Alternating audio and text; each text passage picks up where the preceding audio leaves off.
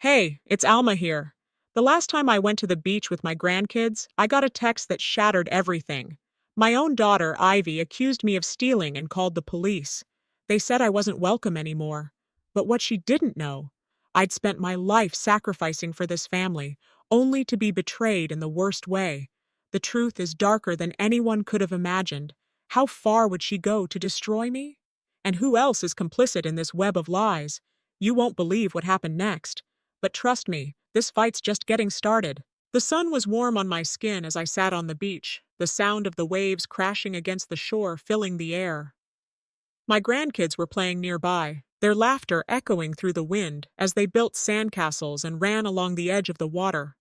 I watched them, feeling a quiet sense of contentment I hadn't known in a long time. Life had been hard, and in recent years the days felt heavy, but moments like this, simple and pure, were what made it all worth it.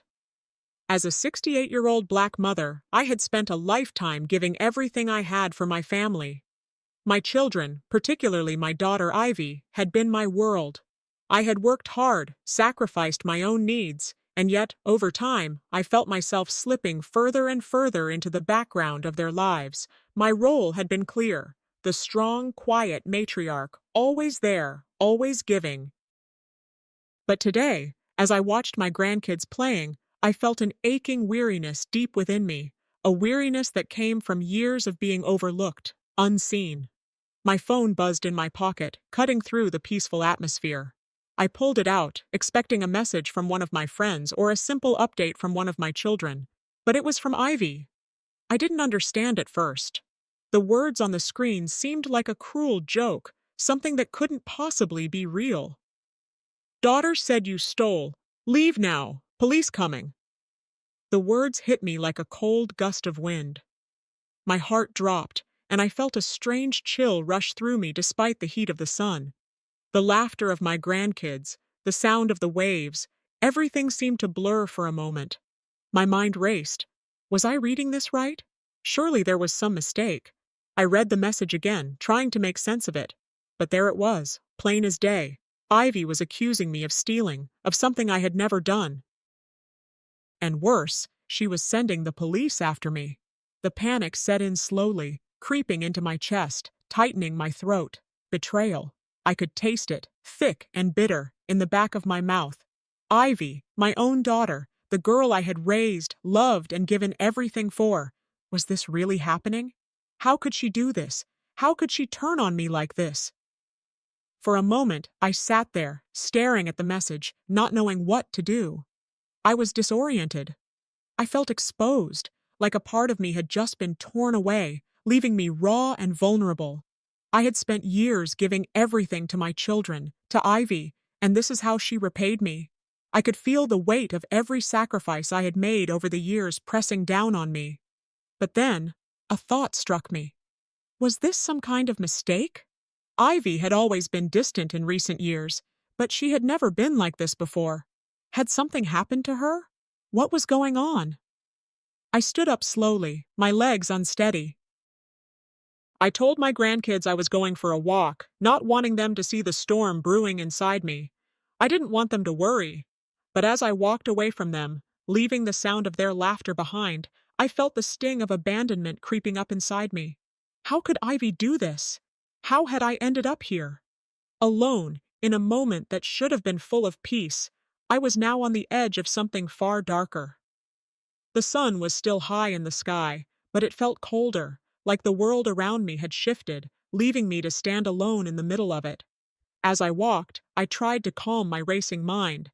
But with each step, the knot in my stomach tightened. What was I supposed to do? Should I confront Ivy? Should I go back to the beach and forget about it? Or should I leave, follow her orders, and face whatever consequences awaited me? I thought about my relationship with Ivy, the way things had changed over the years. She had once been so full of love, but now she was distant, absorbed in her own life, hardly ever making time for me. And when she did reach out, it felt more like an obligation than a desire to connect. I had tried to give her everything, everything. And what had I gotten in return? I kept walking, feeling more and more like I was walking away from everything I had ever known. The family I had built, the love I had given. It all seemed like it was slipping through my fingers. How had it all come to this? As I reached the parking lot, a figure caught my eye. It was Nora, a longtime family friend who worked for Ivy as a housekeeper. She was standing by her car, her face tight with concern. I stopped in my tracks, my heart skipping a beat. Something in her expression told me that this was no coincidence, that she had something important to say. "Nora," I said, my voice shaking, "what's going on? What's happening?" Nora hesitated for a moment, looking around as if making sure no one could hear. Then she stepped closer to me and spoke in a low voice. "Alma, it's Ivy. She's been trying to set you up. She's accusing you of stealing to take over your assets." The words felt like a punch to the gut. I took a step back, my head spinning. "What? How? How could she?" Nora didn't let me finish. She reached into her bag and pulled out a document. "This," she said, handing it to me, "is what she's using to frame you." I took the paper, my hands trembling as I unfolded it.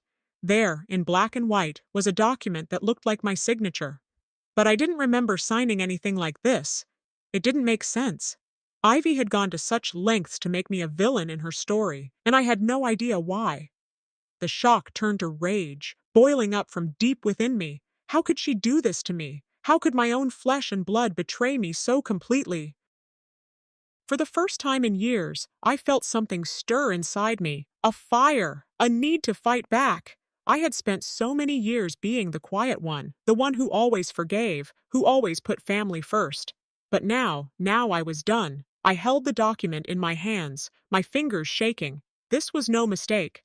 Ivy had planned this, and I was done letting her walk all over me. As I stared at the paper, the realization hit me like a slap to the face. My daughter had gone too far. This wasn't just a betrayal. It was a war. And for the first time in a long time, I was ready to fight. But the question remained, was I really ready to lose everything? My family? My dignity? The thought made my stomach churn, but one thing was clear.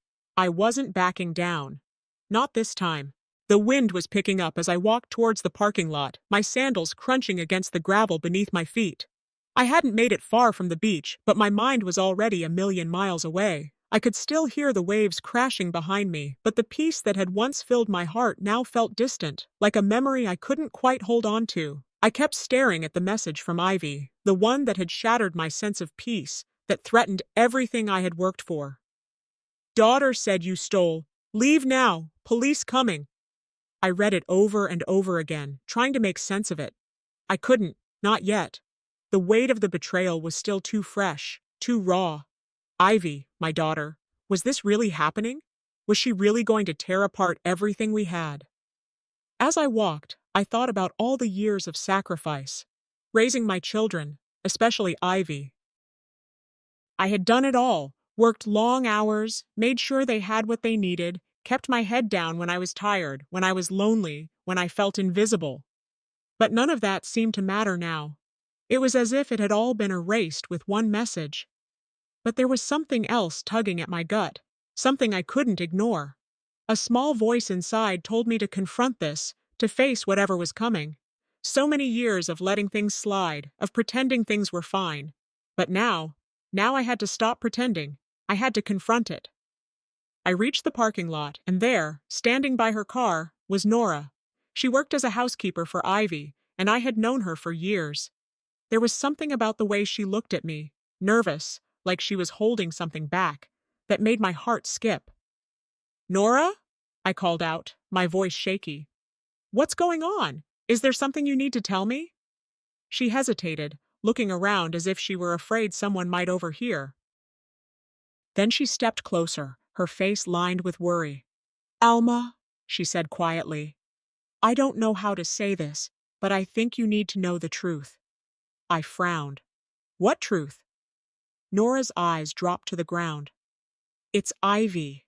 She's been working behind your back, trying to set you up for something you didn't do." Her voice trembled, and she reached into her bag. "I didn't want to tell you this, but you need to know." She pulled out a document, and for a moment I didn't know what I was looking at. She handed it to me, It looked like a legal paper of some kind, a document that appeared to have my signature on it. My signature. But I didn't remember signing anything like this. I stared at the paper, my hands trembling. What is this? What does this mean? Nora leaned in, lowering her voice. Ivy has been trying to get you accused of stealing. She's trying to get control of your assets. She's been manipulating people, getting them to turn against you. She's the one behind it all. My heart raced. My own daughter? I could barely breathe as the realization hit. Nora continued, her voice full of regret. I didn't want to believe it either, but I've seen the things she's been doing. She's using you as a scapegoat. She wants to take everything from you. The rage started to boil inside me, hot and sharp. This wasn't just a betrayal. This was something deeper, something more malicious. Ivy had crossed a line. I had always loved her, even when she became distant. But now, it was clear. She had become someone I didn't even recognize. I looked down at the paper again. That signature, my name. But it wasn't me. It was a lie. And the weight of it all crashed into me. I didn't know what to say at first. The shock, the anger, the disbelief. It was too much to process. But slowly, I felt something else stir within me. Something stronger than the rage. It was a sense of clarity. Ivy had done this. She had betrayed me in the worst way. But I wasn't going to let her get away with it. Not this time. I had spent my life forgiving, understanding, giving everything for my children. But this was different. This was a line that couldn't be crossed. I won't let this go unanswered, I whispered to myself, though I wasn't sure who I was saying it to. Nora stood there, watching me, and for the first time, I felt a strange sense of empowerment. I'm not letting her do this, I said, more firmly now. My voice, once unsure, was now filled with conviction. I'm not going to sit back and let her destroy me. I turned to face Nora, the weight of everything settling on my shoulders. Thank you, I said softly, my voice steady. You've given me something I didn't have before. Hope. Nora nodded, a tear slipping down her cheek. I just want you to be okay, Alma. I looked at the document in my hand again. It was real. The betrayal was real. But so was the strength inside me. I had to take control. I had to fight for what was mine. As I walked away, I felt the anger and confusion simmer beneath the surface. I had to confront Ivy, but I wasn't sure how or when. But I knew one thing for sure. It was time for me to stand up for myself. Time to stop being the quiet one, the one who always forgave. Just then, my phone rang. It was my lawyer. I didn't even recognize the number. Alma, it's Charlie. I have some bad news. His voice was serious. Ivy's filed a lawsuit against you. She's claiming you stole from the family estate. My stomach dropped. The reality of it hit me all at once. It wasn't just a message. It wasn't just some petty argument. Ivy was taking this all the way. I had to face her. But now, it seemed like I had to face the law, too. I took a deep breath, my fingers tight around the phone. Thank you for letting me know, I said, my voice calm, but my heart was racing. As I hung up, I stood there for a moment, staring at nothing in particular. I didn't know how I was going to handle this, but one thing was clear. Everything had changed. And I wasn't going to let Ivy take everything from me without a fight. I was prepared to face my daughter, I thought. But now it seemed like I was going to have to face the law, too. And I wasn't sure how much more I could lose. The air was thick with tension as I dialed Ivy's number. My fingers shook as I held the phone to my ear, the weight of what I was about to do sinking deep into my chest. I had been through so much already, but this felt different. This wasn't a phone call to check on her or ask how her day had been. This was the moment of truth, the confrontation, and I wasn't sure I was ready. I listened to the ringing, each second stretching longer than the last. Finally, Ivy answered, her voice sounding as if she'd been waiting for the call. Hello? She said, her tone too calm, too rehearsed.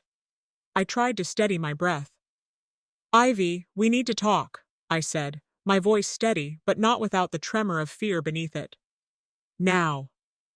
There was a pause. I could hear her sighing, a sound that made my stomach churn. Mom, what is it?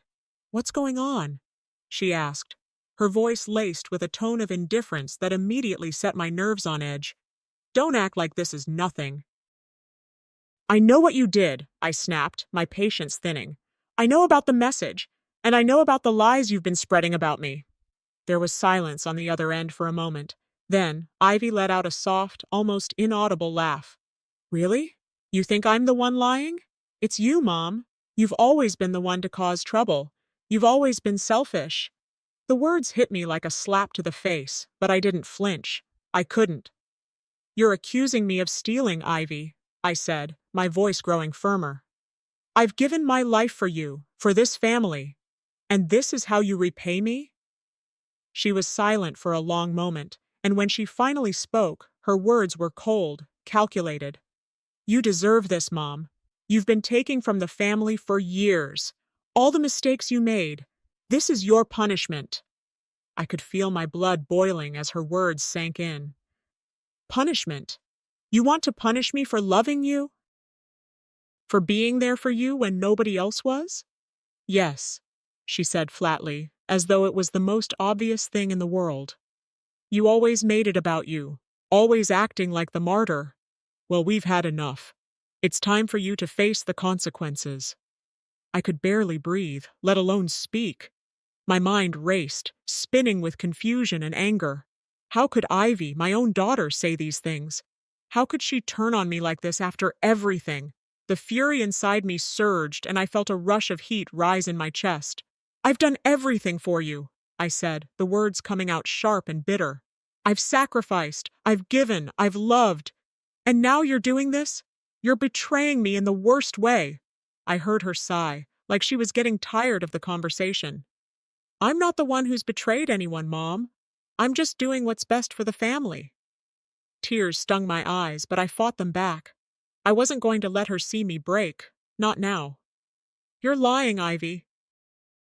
You've been manipulating everyone, twisting the truth, and you're trying to destroy me. But I'm not going to let you. I hung up the phone, my heart pounding in my chest. I stood there for a moment, gripping the phone tightly in my hand, trying to steady my breath. Ivy was no longer the daughter I raised. She had become someone else, someone unrecognizable. But I wasn't going to stand by and let her tear me down. No, this time I would fight back. I would expose her lies, and I would reclaim my dignity. I turned around and began walking to my car. I didn't know what would happen next, but I knew one thing for sure. I wasn't going to let this go. Not now, not ever. Ivy was going to have to face me, and she was going to regret underestimating me. As I made my way to Ivy's house, I couldn't shake the feeling that something was wrong. The sun was starting to set, and the cool evening air didn't ease the heat burning inside me. The closer I got, the more my heart began to race. Ivy's house was quiet when I arrived, the blinds drawn and the front door locked. I knocked on the door, my knuckles making a sharp sound against the wood. I waited, but there was no answer. I knocked again, harder this time, my frustration growing. That's when I heard the sound of footsteps behind me. I turned, only to be met by a pair of uniformed officers. "Ma'am, can I help you?" one of them asked, his voice neutral, but his stance was firm. I froze. "What's going on?" I asked, my voice rising in confusion. "I'm here to see my daughter. Is there a problem?" The officer looked at me carefully, his expression unreadable. "We've been called to the scene, ma'am. Your daughter has made a report that you've been involved in theft. We're here to investigate." The words hit me like a punch to the gut. "Theft? What are you talking about?" The officer stepped forward, holding out a piece of paper. "We have a statement, and we have evidence. You're being accused of stealing from the family estate." I looked at the paper, and my blood ran cold. It was the forged document, the same one Nora had shown me. I could feel the ground shifting beneath me. Ivy had gone too far. I opened my mouth to protest, but the officer spoke before I could. "We have to ask you to come with us, ma'am." I felt a knot form in my stomach as I realized what was happening. Ivy had already set the wheels in motion. She had lied, manipulated, And now, she was trying to have me arrested. I wasn't going to let this happen. I wasn't going to go down without a fight. But as the officers moved to escort me, I knew the battle was just beginning. And it wasn't just my family that I had to fight. It was the law, too. I stood there, face to face with Ivy and the police, feeling my heart pound, I thought. The battle for my name, my dignity, had just begun, and I wasn't about to lose it without a fight. The drive to Ivy's house felt like it took hours. My hands gripped the steering wheel so tight my knuckles turned white. I tried to keep my breathing even, but the more I thought about what was waiting for me, the harder it became. I had already been through enough today. The police, the accusations, and now, this final confrontation. As I pulled up to her house, I could see Ivy standing on the front porch, her arms crossed, eyes locked on me with that same cold, defensive look. The tension between us was thicker than the heavy summer air. My heart pounded in my chest. I could feel the anger boiling under my skin, but I knew this moment wasn't about letting emotions control me. It was about reclaiming control over my life, my dignity, and standing up for what was right. I parked the car and stepped out slowly, my feet heavy as I made my way toward her. I wasn't sure what I expected, but I was certain of one thing. I wasn't leaving here without making my voice heard. Ivy didn't say a word as I approached. She just stood there, her gaze never wavering. The police officers flanked her like they were waiting for something to happen, but they seemed to be holding back, watching this family drama unfold. I didn't care about them anymore. They were just pawns in her game. "Ivy," I called out, my voice steady but raw. "We need to talk." She didn't move, didn't even flinch. "What is there to talk about, Mom? You've made your bed," she shot back, her voice sharp. I couldn't stop the wave of hurt that hit me. She had been my baby, my child, my everything. And now this. This was what it had come to. Betrayal at its worst. I took a breath, pushing it down. I wasn't going to break down here. "I'm not leaving until we have a conversation," I said, my voice growing more firm. "You don't get to accuse me of things I haven't done, not without facing me." Ivy's eyes narrowed, but she stepped aside, letting me enter the house. The police didn't move, their eyes following me, but I wasn't concerned with them. I had to focus on Ivy, on the daughter I raised. Once inside, I didn't wait for her to speak. I didn't need her words anymore. I had heard enough. "What you did," I began. "It's not just about a stolen item. It's about everything, Ivy. All the years I've spent giving to this family, and you turn around and stab me in the back like this?" Ivy's face remained unreadable for a moment, but then she let out a bitter laugh. "Oh, spare me, Mom. You've always been so high and mighty. You never even tried to understand me, did you? I've had to fight for everything on my own, and now you want to make it all about you again." I was starting to lose patience, but I wouldn't let her manipulate me. Not this time. "You know that's not true. I've done everything for you, for this family. I've given my blood, sweat, and tears, and you—" I paused, fighting the lump in my throat. "You repay me by turning the world against me?" Ivy didn't flinch. Instead, she stood taller, like a wall that was built up over the years. "You're right," she said, her voice laced with cold venom. "You gave everything, and I gave up on you. I'm done. The family needs someone strong to take charge, and it's not you anymore, Mom. You've run your course." I felt my chest tighten as those words hit. How could she say that? How could she strip away everything we had built, everything I had given? "I'm done being your scapegoat," I said, voice cracking just for a moment.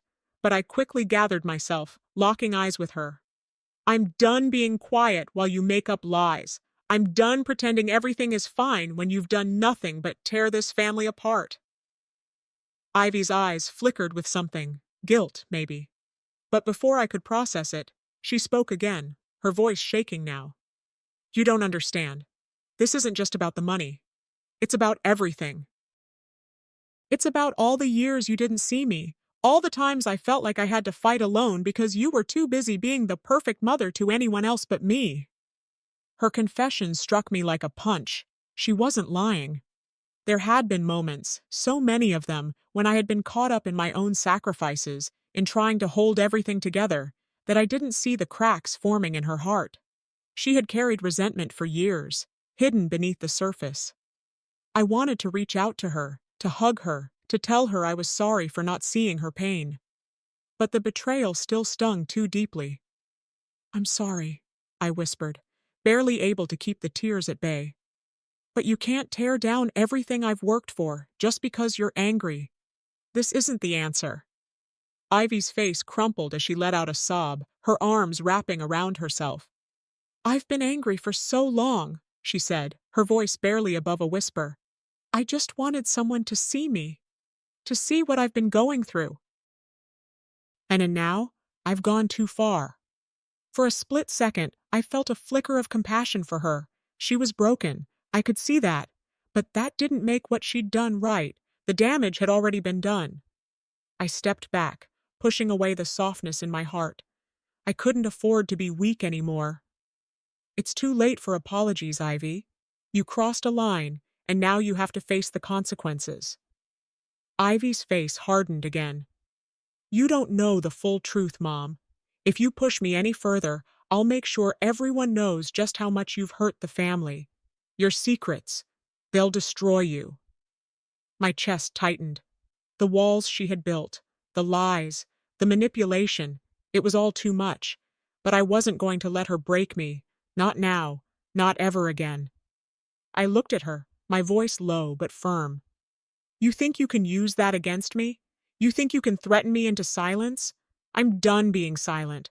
I'll expose you if I have to. And the truth will come out, Ivy. Whether you like it or not." Ivy's eyes narrowed, and I could see the anger rising in her once more. "You're making a mistake, Mom." The tension in the room was suffocating, and I knew this was only the beginning of a fight that would change everything. I stood there, staring at Ivy, realizing this was the point of no return. The family I had tried to hold together was now falling apart. But I wasn't going to be the one to let it break me. I had no choice but to decide, show my hand and risk everything, or let Ivy win and break me completely, I thought, feeling the weight of the moment. I had only one chance, and I couldn't afford to fail now. The house was silent now. Ivy had already gone, her footsteps echoing in the distance as she drove away, leaving me alone with my thoughts. The police were gone too, their exit marked by the quiet hum of the engine as they sped off, leaving me standing in the remnants of a family falling apart. I could still hear the words she said, how each one pierced through me like a dagger I didn't see coming. The betrayal, the lies, everything crashing down on me at once. I stepped inside, the door creaking behind me, and I sat down in the living room. My hands shook, and I had to steady myself against the armrest. The house felt too big now, too empty. Every corner held a memory of the woman I raised, of the girl who once clung to me, telling me I was her whole world. Now she was the one who betrayed me, the one who shattered everything I'd worked for. My chest tightened as the weight of it all pressed down on me. There was a storm of emotions, anger, confusion, sorrow, but above all, there was a clear, sharp sense of resolve. I wouldn't let this destroy me. I couldn't. I had fought too long and too hard to back down now. But even as I steeled myself, a nagging question kept running through my mind. Why? Why would Ivy do this? Was I really that blind? I couldn't stay here in this house of memories. I needed to figure this out, to piece the truth together. After what felt like hours of sitting in silence, I stood up. My mind was moving too fast, too full of tangled thoughts and unanswered questions. I needed clarity. I needed answers. I grabbed my phone and stared at the screen, scrolling through my contacts. My fingers hovered over Nora's name for a moment before I pressed it. The phone rang once, twice, and then her familiar voice came through the line. "Alma," she said, sounding breathless. "I knew you'd call." "Nora, I need to know everything," I said, my voice steady, despite the emotions threatening to break free. "What exactly did Ivy do?" Nora paused, and I could hear the hesitation in her breath. "I've been trying to protect you, Alma, but you need to know the truth." I listened as Nora carefully explained what she had uncovered. The forged documents, the emails between Ivy and a lawyer, discussing the fraudulent signatures and Ivy's plot to have me blamed for the theft. Nora had saved everything, everything Ivy thought she had hidden. My hands clenched as I heard it all. The betrayal, the manipulation, it was all too much. But at the same time, something inside me shifted. The fire inside me flared. This wasn't just about a theft. This was about something much bigger. Ivy had crossed a line, and now I had the power to expose it all. "Thank you," I said, my voice low but resolute. "You've given me the strength to fight back." But even as the anger boiled inside me, I couldn't ignore the guilt gnawing at the edges of my mind. This wasn't just a fight for my dignity. It was a fight that could destroy the last remnants of my family. And yet, I knew I couldn't back down. I couldn't let Ivy's lies be the last word. The conversation with Nora left me feeling a little more in control, but my mind was still racing. I needed to gather the documents, the evidence, everything I could to turn this around. I couldn't let Ivy win. But as the day wore on, the weight of what I was about to do pressed down harder. Exposing Ivy would mean exposing everything. The years of neglect, the resentment, the lies that had built up between us. My heart wavered for a moment as I thought about what it would mean to tear down the last vestiges of my family. The love I once had for Ivy was still there, buried beneath the betrayal, but the anger and the need for justice were stronger. I sat back in the chair, trying to breathe, trying to calm my racing thoughts. This wasn't just about winning, it was about doing what was right. And if that meant exposing Ivy for the woman she had become, then that's what I would do. Just as I started to feel a semblance of calm, my phone buzzed in my pocket. I pulled it out, the screen lighting up with a name I hadn't expected to see. Sergio, my eldest son. "Mom," he said when I answered, "I've been thinking about what's going on with Ivy. I know you're dealing with a lot right now, but I've noticed something. She's been acting strange. It's like she's been hiding something, and I want to help." His words hit me like a shockwave. Sergio had been in the dark, away from the mess Ivy had created, but hearing him now, offering his support, gave me a renewed sense of purpose. Maybe, just maybe, I wasn't alone in this fight after all. I wasn't the only one who saw what Ivy had become. "I'm not sure how far this has gone, but I'm here for you, Mom. I'll help you however I can," Sergio added, his voice full of concern. "I'll need you, Sergio," I said, the weight lifting just a little. "I'm about to take this to the next level.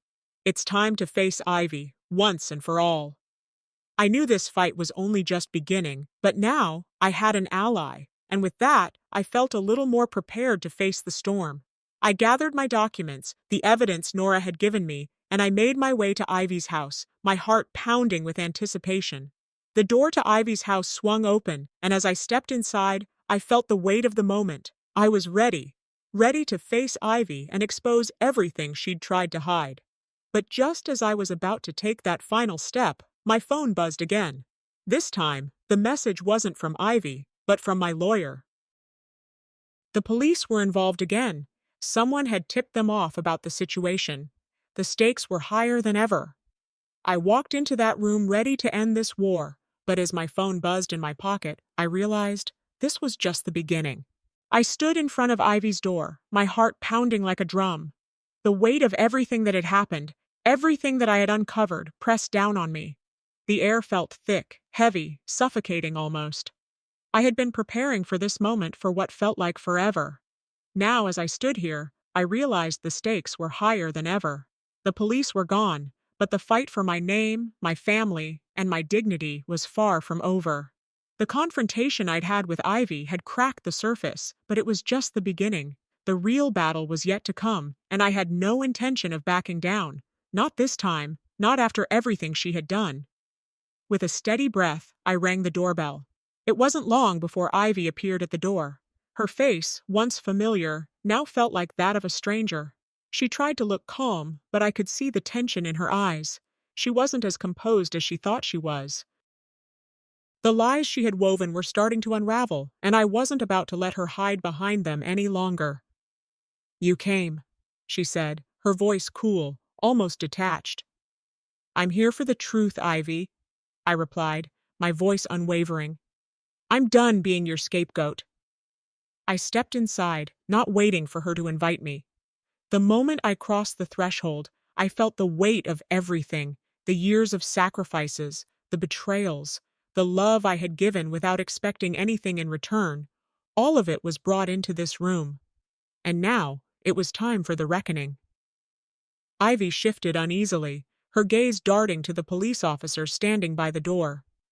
She was trying to keep control of the situation, but I could see her walls starting to crack. "I have everything I need to prove you've been lying," I said, holding up the stack of documents. "And I'm going to make sure the world knows the truth." Her face twisted, and for the first time, I saw a flicker of guilt. But then it was gone, replaced by something far darker. "You don't understand, Alma. You never have," she said, her voice rising. "This is for the family, for all of us. You've been nothing but a burden for too long." I couldn't believe what I was hearing. The words she spoke were venomous, each one a reminder of how far gone she had become. The Ivy I had raised, the daughter I had poured my heart into, had been replaced by someone who was so consumed with her own insecurity and resentment that she was willing to destroy everything in her path. "You think you can just push me aside like that?" I asked, the anger building up inside me. "I spent my life giving everything for you and your siblings, and this is how you repay me?" Ivy looked at me, and for a brief moment I saw something in her eyes. Regret, maybe, but it was fleeting. She quickly masked it with another accusation. "You've always been manipulative, Alma, always trying to control everything. I'm just tired of it. I'm done being your puppet." I could feel my chest tightening, my fists clenched at my sides. I knew she was trying to make herself the victim, to paint me as the villain, but I wasn't buying it anymore. This wasn't about her feeling neglected. This was about power, control, and greed. "You've been manipulating everyone around you, Ivy," I said, my voice calm, steady. "You lied to the police. You lied to me. And now you're trying to destroy me." I handed her the forged documents. "You think I wouldn't find out? You think I wouldn't see through your lies?" Ivy's eyes widened, her mask slipping once again. "I didn't want it to come to this," she whispered, almost as if she was talking to herself. But then, she straightened up, her posture rigid, and her voice became sharp again. "But I couldn't stand being in your shadow anymore." Her confession hit me like a punch to the gut. All this time, it hadn't been about the money. It hadn't been about the theft. It was about her fear, her jealousy, her need to feel powerful, to feel important. And in her twisted way, she thought destroying me would give her that. I felt a moment of pity for her, a brief flicker of empathy. But that quickly turned to anger. I couldn't let her get away with this. Not after everything I had done for her, for all of them. "You've gone too far, Ivy," I said, my voice now a low growl. "You're not going to get away with this. I'll expose everything. The truth will come out, whether you like it or not." Ivy's face paled, and I saw her take a step back, but she wasn't finished yet. "If you do that," she said, her voice trembling, "you'll destroy this family. You'll ruin everything. I'll make sure they all turn against you." I stared at her, my heart heavy but resolute. "You've already ruined this family, Ivy. You just don't see it yet." Just as I was about to leave, ready to take this fight to the next level, my phone buzzed in my pocket. I pulled it out, expecting to see a message from Nora or my lawyer. Instead, it was an urgent message from my attorney. The police were involved again. Someone had tipped them off about the situation, and now it seemed like the stakes were higher than ever. I felt my stomach drop. Just when I thought I had won, the phone buzzed in my pocket, and I knew I was about to lose everything again. I thought the worst was over.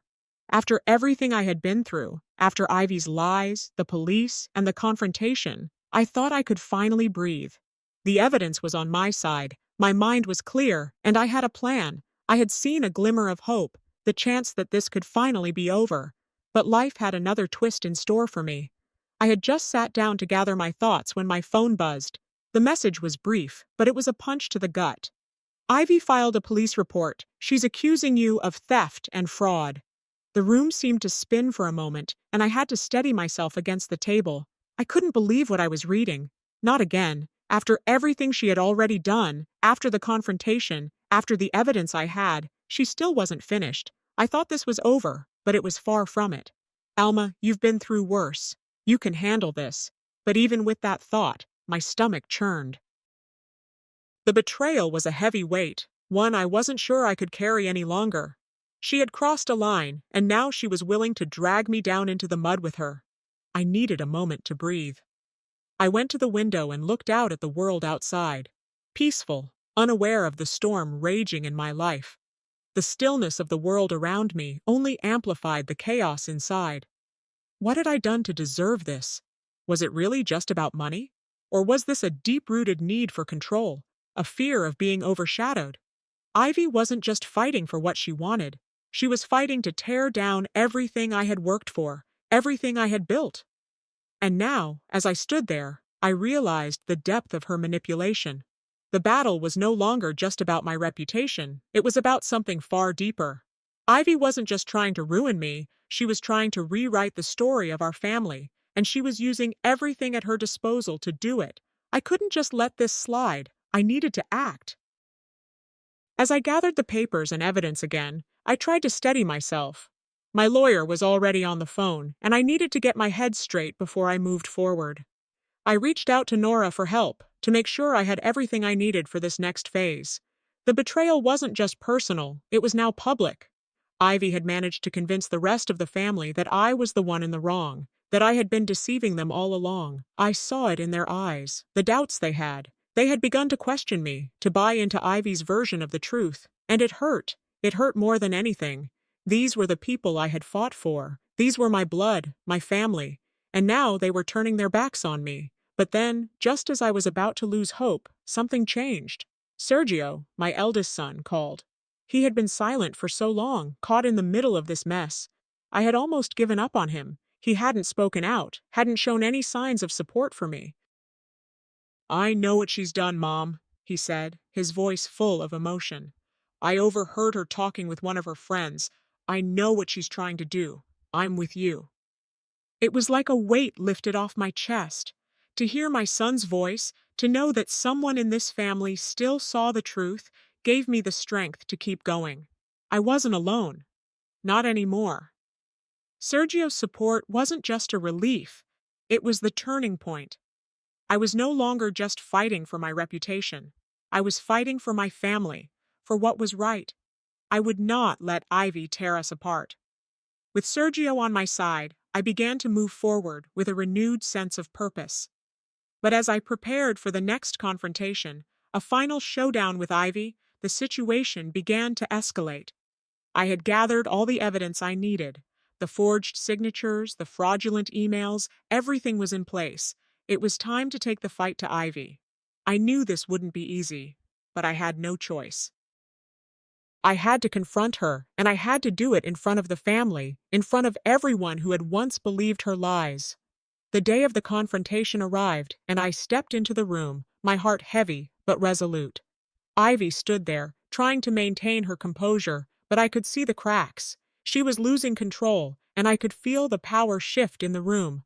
This was my moment. "I have the evidence," I said, holding up the papers. "You can't hide from the truth anymore." Ivy's face turned pale as I laid it all out. The fraud, the lies, the manipulation, it was all there for everyone to see. The room was silent as the weight of what I was saying sank in. But Ivy wasn't finished. She tried to twist the narrative again, to shift the blame. "You don't understand, Mom," she said, her voice shaking but defiant. "I had to do this. You never saw me. You never cared. I was always in your shadow." The words hit me harder than I expected. She was still trying to paint herself as the victim. She was still trying to make me the villain in her twisted story, but I wasn't falling for it anymore.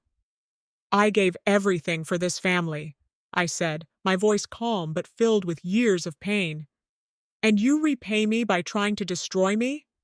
No, Ivy. I won't let you do this." Just when I thought the worst was behind me, the phone buzzed in my pocket. My lawyer's name flashed across the screen, and I knew something was wrong. I answered, bracing myself for more bad news. "Ivy's filed a formal complaint, Alma," the lawyer said, his voice tense. "The police are on their way. They're coming for you." My heart sank. I had barely had time to breathe, let alone fight back. Ivy's final move had just been played. Just when I thought I had turned the tide, the weight of Ivy's final move hit harder than anything I'd faced so far. And this time, it wasn't just my reputation on the line, it was my family. The battle had been long, but as I sat there in the quiet of my living room, I felt the weight of it all. The papers, the evidence, the phone calls, the threats, the confrontations, all of it had led me to this moment. Ivy was cornered now, and the stage was set. The truth about her manipulation was finally coming to light. My family, divided for so long, was starting to see what I had known all along. But still, I wasn't at ease. There was one more fight left, one final confrontation to settle this once and for all. My mind was a storm of emotions. The exhaustion was undeniable, but there was no time to rest. My hands shook as I prepared the evidence for the final meeting. The truth had been hiding in plain sight, and now it was time to let it all unfold. I couldn't let myself falter. The stakes were too high. This wasn't just about reclaiming my name anymore. It was about taking back control. My dignity. My life. I was done being the silent mother, the overlooked matriarch. This was my moment to stand tall, and I wouldn't let Ivy take it from me. The time had come. The pieces were in place, and I wasn't backing down. Ivy had always been manipulative, but now, as I walked into the room, I could see her vulnerability. For the first time, she wasn't in control. Her arrogance had faltered, and the cracks were showing. I could smell the desperation on her, but I wasn't feeling sorry for her anymore. I had nothing left to lose. I stood there, facing her with the evidence in my hands. The room fell silent as I laid it all out. Everything she had done, every lie she had told. The forged signatures, the emails, the deceit. She had thought she could ruin me, but now she would have to face the truth, and there was no escaping it. "You've been lying to everyone, Ivy," I said, my voice steady, my heart pounding in my chest. "This has gone far enough. I'm not your scapegoat anymore." I could see the panic in her eyes as I held up the documents. She was trying to maintain her composure, but the facade was crumbling. Ivy shot back quickly, trying to redirect the attention. "You think you've won? You're just a broken woman, Alma. You're desperate, and you're trying to take everyone down with you." I could feel my blood boil, but I held my ground. Her words were designed to hurt, to make me feel small, but I wasn't falling for it. "You've manipulated everyone around you," I snapped back. "You've used me, lied to your own family, and now I'm calling you out. You're the one who's been stealing from this family for years." The room grew even quieter as I dropped the bombshell. For years, Ivy had been embezzling money from the family business, and now she was trying to use me as a shield to protect herself. Her face turned pale as the weight of my words sank in. "What are you talking about?" she stammered, trying to cover her tracks. But it was too late. The truth was out, and there was no denying it. The room buzzed with murmurs. Some family members, the ones who had sided with Ivy, began to look uncomfortable, unsure of what to believe. "I've seen it, Ivy," I continued, my voice now filled with the power I had been missing for so long. "The money you've been stealing. You thought you could blame it on me, but it's all right here. And I'm going to make sure everyone knows the truth." Ivy's face twisted with rage as she tried to control the situation, but it was too late. She had lost. Just as I thought I had her cornered, she made a desperate attempt to turn the tables. "You think you've won, don't you?" she spat. "Well, there's more. I'm not the only one with secrets." And in that moment, she threatened to expose a dark secret from my past, something I had kept hidden for years. A secret that, if revealed, could shatter everything I had fought for. The room fell silent, and for the first time, I felt a flicker of fear. What was she going to say? But I wasn't going to let her have the last word. "Go ahead," I said, my voice low but firm. "You can try to drag me down with you, but it won't work, because now I'm in control." And in a swift moment of clarity, I turned the tables completely. I revealed Ivy's own lies, how she had tried to manipulate the truth, how she had used me as her pawn all these years. The family, who had been divided, was now beginning to see the light. Ivy, now cornered, tried to make one final plea, but it was too late. There was no more room for lies, no more space for manipulation. The truth had been exposed, and Ivy was on the losing end. But just as I felt the weight lift from my shoulders, Ivy's parting words hit me like a ton of bricks. "You think this is over?" she sneered, her voice cold. "You don't know what's coming next. You think you've won, but you haven't seen anything yet." Her words echoed in my mind, and a chill ran down my spine. I thought I had won, but as I stood there, staring at her, I realized that the battle wasn't over yet. I thought I had won, but as Ivy's words echoed in my mind, I knew that my battle wasn't over yet. Something far worse was coming, and I had no idea how to prepare for it. The days following the final showdown with Ivy felt like a blur. The weight of everything that had happened seemed to settle over me, thick and suffocating. Ivy's manipulation had been laid bare, but the family was still divided. Some rallied behind me, but others clung to Ivy, unable to break free from her grip. I'd won, but the victory felt hollow. It was like reclaiming something I never really lost, but in doing so, I'd lost so much more in return. I found myself sitting alone, trying to process it all. The family I had fought for, the years of sacrifice, the endless moments of self-doubt, all of it had led me here. But even with all the evidence, even with the truth finally out, the battle was far from over. I still had to rebuild, to heal the wounds that had been opened, some of them too deep to close easily. The emotional toll of the fight with Ivy, of losing parts of my family, wasn't something that could be brushed aside. There were days I felt like I had won a war only to discover I was still standing in the ashes, but even amidst the pain, there was a part of me that felt something new, something I hadn't felt in a long time: hope. The truth had set me free. The weight of all those years spent carrying secrets and lies had finally been lifted, and for the first time in a long time, I could breathe again.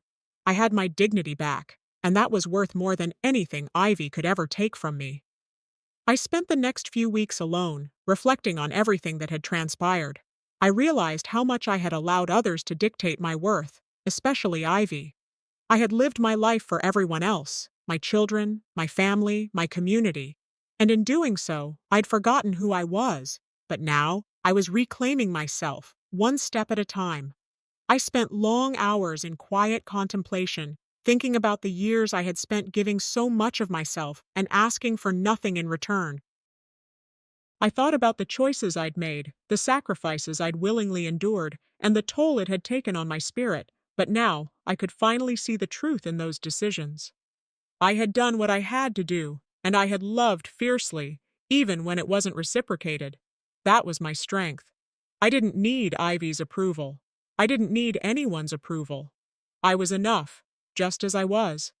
And that realization filled me with a sense of empowerment I had never known before. Rebuilding my relationships with the family that had stood by me wasn't easy, but it was necessary. I reached out to those who had supported me, the ones who had seen through Ivy's lies and remained loyal. Slowly, we began to repair the damage, one conversation at a time. It wasn't perfect, and it wouldn't happen overnight, but it was progress. Then, one afternoon, a surprising message came. My estranged sibling, the one who had sided with Ivy, reached out. They had heard the truth, seen the evidence, and now they were apologizing. It wasn't an easy thing for them to admit, but their gesture opened a door I thought was long closed. Slowly, we started talking again.